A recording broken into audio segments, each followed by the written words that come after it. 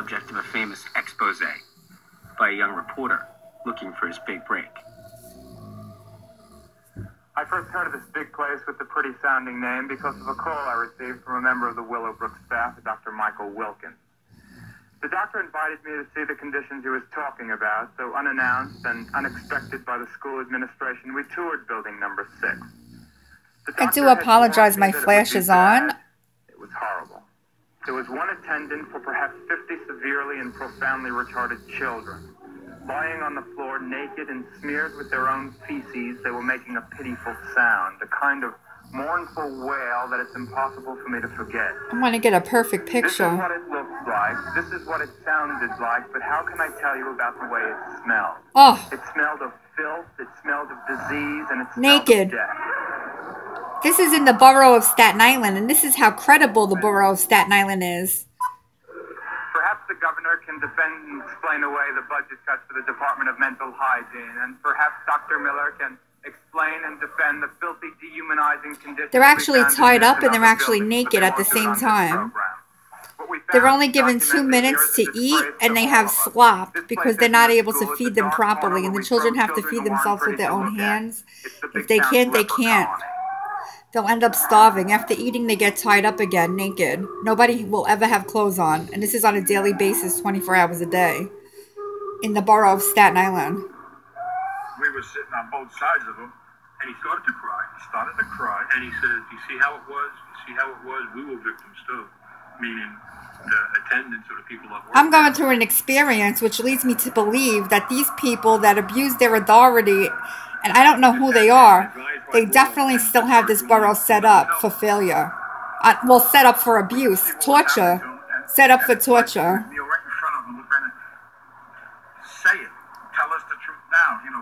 Boys and girls in the same room naked, watching each other naked.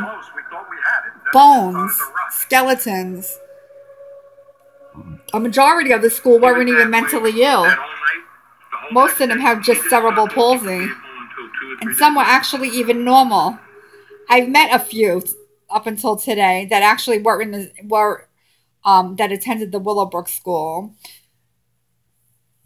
The rest of them, I don't even know if they're alive or if they actually transferred them to different sites. I will do another video which actually shows that there may be different locations throughout the boroughs of New York City.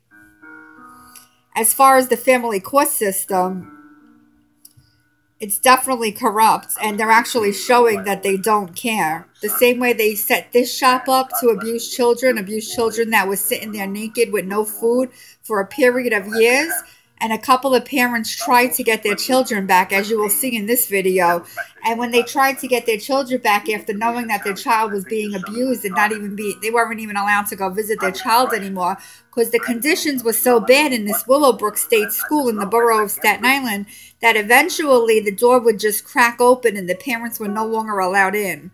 So one of the parents tried to get their child back, and the state told them that since you signed that paper, your child now belongs to us. She was unable to get the child back. Eventually, when the child was older, some way, somehow, she got the kid back. He only had cerebral palsy, and today he works in Manhattan. He's in a wheelchair, cerebral palsy, and has an office job in Manhattan. However, it's quite disturbing that all these parents didn't even realize the signs of abuse. I only heard stories from very few. So what happened to the rest of these parents? And were they really the parents of these children? Where did these parents come from? Where did these children come from, and where did they go? This borough, this Staten Island and the borough of Staten Island is definitely corrupt. I was threatened. My children used against me for opening my mouth on certain things and bringing the attention of the family court system.